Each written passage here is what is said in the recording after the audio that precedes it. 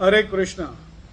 माल्टा work permit की एक बड़ा अपडेट, बड़ा मतलब बहुत बड़ा अपडेट। इन्होंने अपनी चेकलिस्ट चेंज कर दी और उस चेकलिस्ट के अंदर 4-5 नई चीज़ें और ले आए।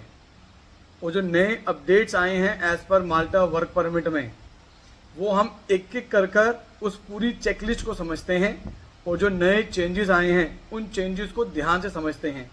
थोड़े से घबराने वाले हैं, थोड़े से बिना घबराने वाले हैं, लेकिन हाँ जो है तो हैं, पॉलिसी तो है, तो we have to follow the policy.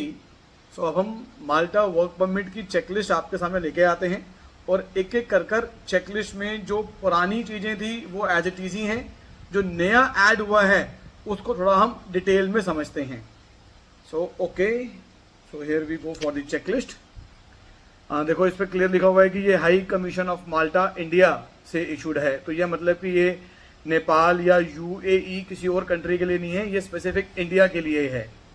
Malta work visa checklist बहुत क्लियर लिखा हुआ है। Document should not be printed back to back, मतलब कि आपको सारे डॉक्यूमेंट सिंगल सिंगल पेज में करने हैं, आगे पीछे प्रिंट आउट्स नहीं लेने हैं। पहला, एप्लीकेशन फॉर्म, ये पहले भी था आज भी है। दूसरा, आपकी रीसेंट पासपोर्ट साइज फोटो, ये पहले भी थी आज भी है।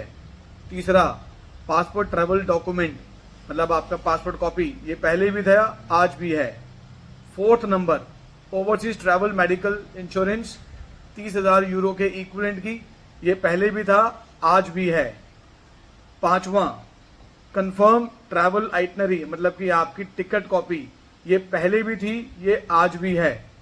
अब चेंजेस आने वाले हैं बस। छठा, इनविटेशन लेटर, ये पहले भी था आज भी है। तो यहां से 6 पॉइंट तक तो सारे के सारे पहले भी थे और आज भी हैं। अब जो चेंजेस हैं वो देखते हैं।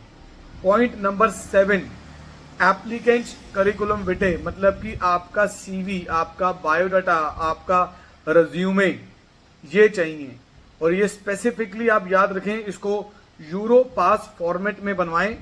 अगर यूरो पास फॉर्मेट आपको नहीं आता, हमारी कंपनी आपको गाइड भी कर देगी, हेल्प भी कर देगी, असिस्ट भी कर देगी, और अगर आप कहेंगे तो हम आपके लिए बना भी देंगे यूरो पास फॉर्मेट सीवी। तो ये यूरो पास फॉर्मेट सीवी ही आपको देना है जब वर्क परमिट अप्लाई करेंगे, और वही सीवी आपका लगेगा जब आप वीजा के लिए अप्लाई करेंगे। तो एक ही सीवी परमिट के टाइम पर भी जाएगा, एक ही सीवी आपका वीजा डॉक्यूमेंट में भी लगेगा। 8वां number, signed reference letter from past employer.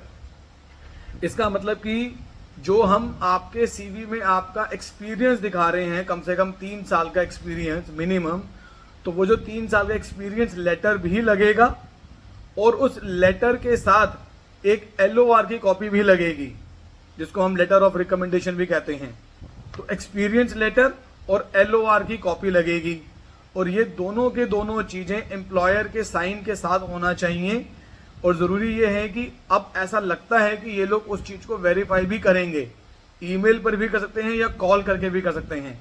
तो आपको अपना एक्सपीरियंस लेटर और प्लस लेटर ऑफ रिकमेंडेशन या लेटर ऑफ रेफरेंस LOR, ये भी लगाना है आपको। 8वां पॉइंट, ये भी नया है, original bank statement showing movements in the last 6 month duly stamped and signed by the bank. तो ओरिजिनल आपकी बैंक स्टेटमेंट लगेगी, 6 महीने की बैंक स्टेटमेंट। तो 6 महीने की बैंक स्टेटमेंट वो लगेगी जिसके अंदर थोड़ा बहुत पैसा आ रहा है, जा रहा है, आ रहा है, जा रहा है। और ये डायरेक्ट कैंडिडेट की लगेगी, किसी स्पॉन्सर की नहीं लगेगी। जिसने वर्क परमिट पे आना है उसी की बैंक स्टेटमेंट चाहिए 6 महीने की, जो कि थोड़ी बहुत वर्किंग हो। अब क्वेश्चन यहाँ पर ये उठेगा कि इस बैंक स्टेटमेंट में फंड्स कितना होना चाहिए और कितना पुराना फंड होना चाहिए। तो ये यहाँ पर मेंशन नहीं है, लेकिन अगर हम इसको लॉजिकली समझें तो लॉजिकली आईडी माल्टा ये कहता है कि आप जब माल्टा में आ रहे हो तो आपके पास 3 महीने का समय होता है। उस 3 महीने में आपने अपने वर्क वीजा को आईडी माल्टा का कार्ड लेने में, जिसको हम जनरल भाषा में बोलते हैं टेम्परेरी रेसिडेंस कार्ड या TRC, तो 3 महीने में आपने अपने वीजा को TRC में कन्वर्ट करना है। और बाय लॉ, बाय लीगल, जब तक आपकी TRC नहीं हो जाती तब तक आप लीगली जॉब नहीं कर सकते। तो कम से कम आपके पास 3 महीने का फंड होना चाहिए। 3 महीने के लिए जो सरकारी नियम है वो ये है कि आपके पास 600-700 यूरो 1 महीने का खर्चा पानी होना चाहिए। इतना लगता नहीं है, बट गवर्नमेंट के रिकॉर्ड के हिसाब से 600-700 यूरो का आपके पास एक्सपेंस होना चाहिए। तो मैं हायर साइड मान लेता हूं 700 यूरो 1 महीने का, तो 3 महीने के हो जाते हैं 2100 यूरो, जिसको आप एवरेज ये मान लें कि आपको अपने अकाउंट में 2 लाख रुपया शो करना है। ये 2 लाख रुपए कितना पुराना हो चाहिए ये कहीं भी जरूरी नहीं होता। ये चाहे 1 डे ओल्ड फंड हो, that is also acceptable. But important ये है कि बैंक स्टेटमेंट 6 महीने की जो कि एक्टिव बैंक स्टेटमेंट हो, और प्लस जिसके अंदर आपके पास 2 लाख रुपए एवरेज होना चाहिए। 1 day old fund is also acceptable. ये मैं लॉजिकली बोल रहा हूं, ये इन राइटिंग में नहीं है। 10वां पॉइंट, साइंड एम्प्लॉयमेंट कॉन्ट्रैक्ट पहले भी था, आज भी है। एक बहुत बड़ा चेंज हो रहा है अभी। 11वां, अप्रूवल इन प्रिंसिपल लेटर, ये पहले भी था, ये आज भी है।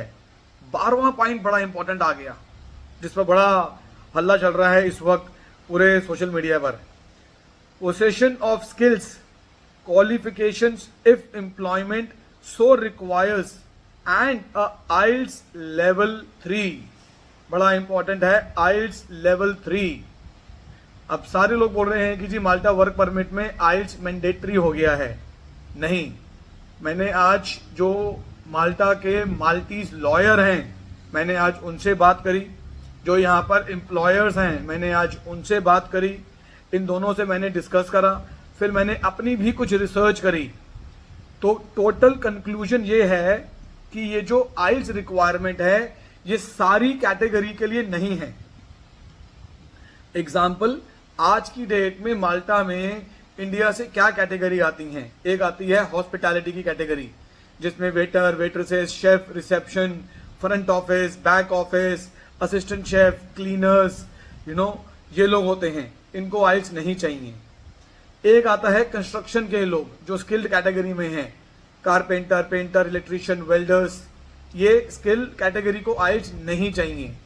तीसरा आते हैं डिलीवरी ड्राइवर्स, इनको स्किल कैटेगरीज के अंदर आइल्स नहीं चाहिए।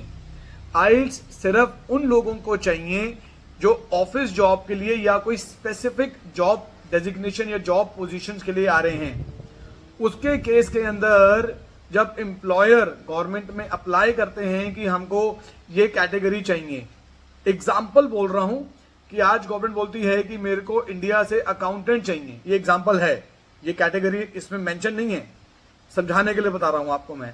एक एम्प्लॉयर कहता है कि मेरे को इंडिया से एक अकाउंटेंट चाहिए, मुझे इंडिया से एक एडमिनिस्ट्रेटिव ऑफिस चाहिए, मुझे इंडिया से एक कॉल सेंटर एसोसिएट चाहिए, मुझे कोई सीनियर ऑफिसर चाहिए, ऑपरेशंस हेड चाहिए इंडिया से।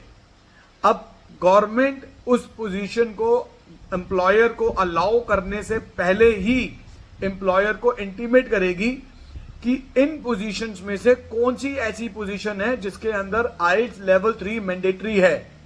तो एम्प्लॉयर जब भी हमको बताएगा कि आपको ये वाला पोजीशन के लोग इंडिया से चाहिए, ये जॉब कैटेगरी के लोग हमें चाहिए, तो हमें उसी वक्त एम्प्लॉयर इन्फॉर्म करेंगे कि इसके अंदर आइल्स चाहिए कि आइल्स नहीं चाहिए। एज ऑफ नाउ जो मेजर कैटेगरीज इंडिया से आ रही हैं उनके लिए आइल्स नहीं चाहिए। कोई specific job posting, job requirement है, उन्हीं के लिए आइल्स चाहिए। हर एक पोजीशन के लिए आइल्स नहीं चाहिए।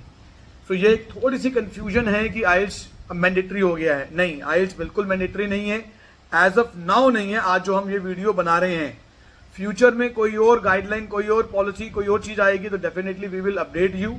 लेकिन आज मैंने एम्प्लॉयर से भी डिस्कशन करा, जो लोकल एम्प्लॉयर्स हैं माल्टा में, जो माल्टा में माल्टीज लॉयर्स हैं, उनसे भी डिस्कस करा है, जो इमिग्रेशन का काम रेगुलर कर रहे हैं। इनफैक्ट जिनके पास अपनी रजिस्टर्ड रिक्रूटमेंट फर्म है, उनसे भी मैंने वेरीफाई करा है। तो ये मैंने कई जगह से वेरीफाई करने के बाद ही इस वीडियो को आपके सामने लेके आ रहा हूं कि फिलहाल जो पोजीशंस, डेजिग्नेशंस के ऊपर हम काम कर रहे हैं उसमें आइल्स नहीं चाहिए। नेक्स्ट है इसके अंदर पॉइंट नंबर 13, ये भी इंपॉर्टेंट है समझना, प्रूफ ऑफ अकोमोडेशन। अब इसमें लिखा हुआ है कंफर्म्ड होटल बुकिंग। काफी लोग होटल बुकिंग के ऊपर वीजा लेते हैं और वीजा आता भी है, लेकिन मैं पर्सनली इसको बिल्कुल भी रिकमेंड नहीं करूंगा। इसके बहुत सारे रीजंस हैं। I will not go in this detail reasons. किसी को समझना हो तो हमें व्हाट्सअप कर दे, हम उसको समझा देंगे आराम से। डिस्क्रिप्शन में हमारे नंबर्स दिए गए हैं। आपको क्या लेना चाहिए? अगर आपको जेन्युइनली अपना वीजा को सक्सेस रेशियो को हाई करना है, अपनी फाइल को अच्छा स्ट्रांग रखना है, तो आपको माल्टा से एक रेंट एग्रीमेंट लेना चाहिए जो नोटरी हो। माल्टा से आपको एक डिक्लेरेशन ऑफ प्रूफ लेना चाहिए जो कि नोटरी हो, और जिसका हम रेंट एग्रीमेंट और डिक्लेरेशन ऑफ प्रूफ लगाएंगे लैंडलॉर्ड का, उस लैंडलॉर्ड का एक आईडी कार्ड होगा जो नोटरी होगा। ये 3 डॉक्यूमेंट आपको माल्टा से लेने चाहिए। अगर आपको rent agreement, declaration of proof Malta से नोटराइज चाहिए तो हम लोग आपको उसमें भी हेल्प कर देंगे, वो आपको दिलवा भी देंगे। होटल बुकिंग मैं पर्सनली कभी भी रिकमेंड नहीं करता। It's always on a high risk and we should not take a high risk जहां हम इतना पैसा इन्वॉल्व कर रहे हैं, क्योंकि वर्क परमिट में काफी पैसा आपका नॉन रिफंडेबल होता है। तो हम अपने एक छोटे से खर्चे के लिए हम क्यों अपनी फाइल को रिस्क पे डालें? तो एडवाइजेबल और बेस्ट प्रैक्टिस यही है कि माल्टा से एक रेंट एग्रीमेंट हो जो कि माल्टा से नोटरी है, एक डिक्लेरेशन ऑफ प्रूफ हो जो कि माल्टा से नोटरी है, वही हमें लगाना चाहिए। Point number 14, original and photocopy of the past bio pages, मतलब आपके पुराने पासपोर्ट कॉपी के पेजेस और करंट का। ये पहले भी था, आज भी है। आधार कार्ड ये पहले भी था, आज भी है। माल्टा वर्क परमिट से रिलेटेड अगर आपको कोई भी जानकारी चाहिए, कोई आपको डाउट है, तो आप कभी भी नीचे दिए गए नंबर्स के ऊपर व्हाट्सअप करें, हमसे बात करें। हम आपको एक एक छोटी छोटी चीज पर भी हम आपको हेल्प, गाइड, असिस्ट कर देंगे। हमारी कंपनी बहुत अच्छे तरीके से स्टूडेंट वीजास करती है। माल्टा के कई कॉलेजेस का हमारे पास एडमिशन सेंटर है, एडमिशन ऑफिस है। हम कॉलेजेस के साथ आपका डायरेक्ट टाई अप कराते हैं, जिससे कि आपका और कॉलेज के बीच में डायरेक्ट रिलेशनशिप हो जाता है स्टूडेंट वीजा को लेकर। ऐसी कोई भी सर्विस चाहिए तो we are always there to help you out and will be very happy to work with you. मैं Aman Shukla, I am the CEO of the company. Thank you so much. Hare Krishna.